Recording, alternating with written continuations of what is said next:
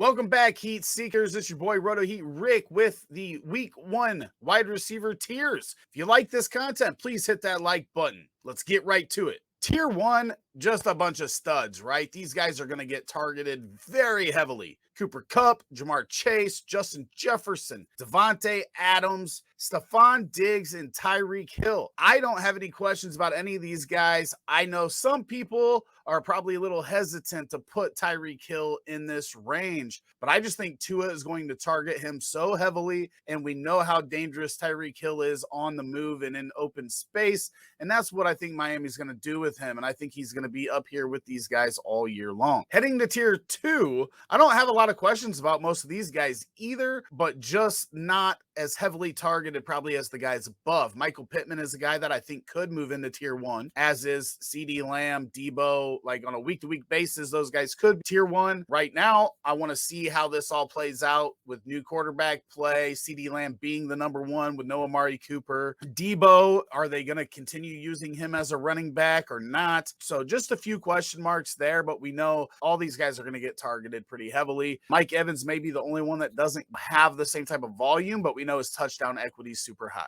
Moving to tier 3, we have some guys in here that could eventually move into tier 1 or 2 with guys like Allen Robinson, Michael Thomas, Mike Williams, going to be maybe not as heavily targeted as they have been in the past, but guys like Allen Robinson have a more productive quarterback throwing to him than he's ever had in his career. We know that Jameis Winston can get the ball to Michael Thomas in multiple different ways. Week 1 does depend on Michael Thomas actually playing. It looks like he's going to, but if he drops out, then make sure to check out my article, which I'll have linked in the description, where I will update if anybody is out or if anybody has to move up because somebody's out or anything like that. Some of the other guys in here, though, DK Metcalf, I think is going to be fine because of volume. Brandon Cooks last year heavily targeted by Davis Mills. Think that's going to continue. Wide receivers so deep, man. We're looking at guys like Darnell Mooney and Terry McLaurin who are going to be heavily targeted in their offenses down here at the bottom of tier 3. It's not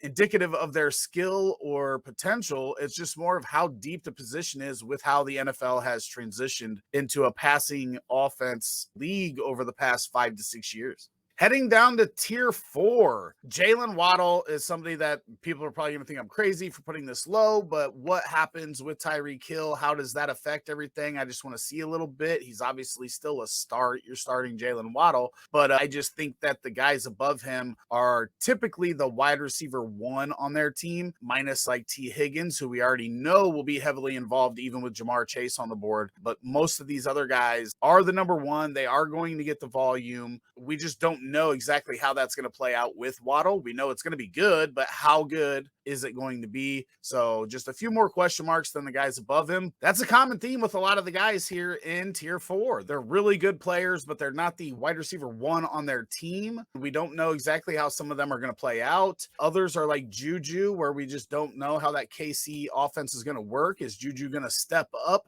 in a different way than he did with Pittsburgh as the number 1 there? It's just question marks around a lot of these guys.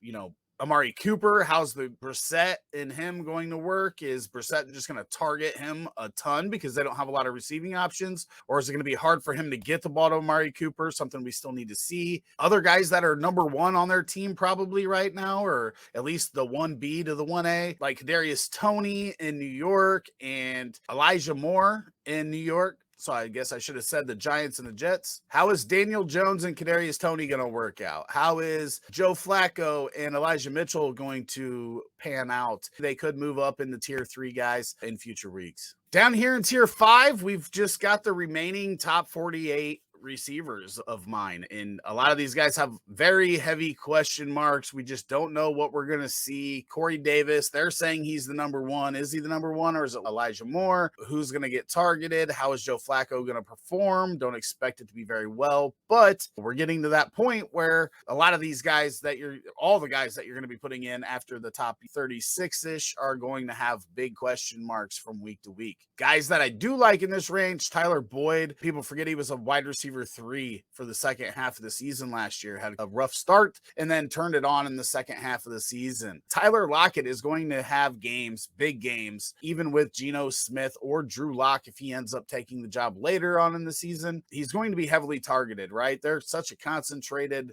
target tree. It's going to be him, DK, and then probably some Noah Fant. Another guy to keep an eye on is Hunter Renfrow. If Darren Waller is to miss this week, Hunter Renfrow moves up into at least the tier 4, if not tier 3, just based on not having that competition for those intermediate middle of the field throws that Waller could take a lot of. So keep an eye on that injury news this week. Other than that, we've got some young wide receivers, Rondale Moore, Drake London, rounding out the bottom end of this tier 5. Guys that we are expecting to get more volume. Rondale Moore more than he did last year, and Drake London being the number 1 wide receiver for Atlanta should be getting a lot of action in that offense as well. That rounds out my week 1 wide receiver tiers. If you enjoyed this content, please hit the like, subscribe, notification bell so you don't miss any more. We've got QB, running back, wide receiver, and tight end tiers dropping every week. You can find those in the playlist right here. Make sure to bookmark that and check back often because we're here to help you win your fantasy leagues.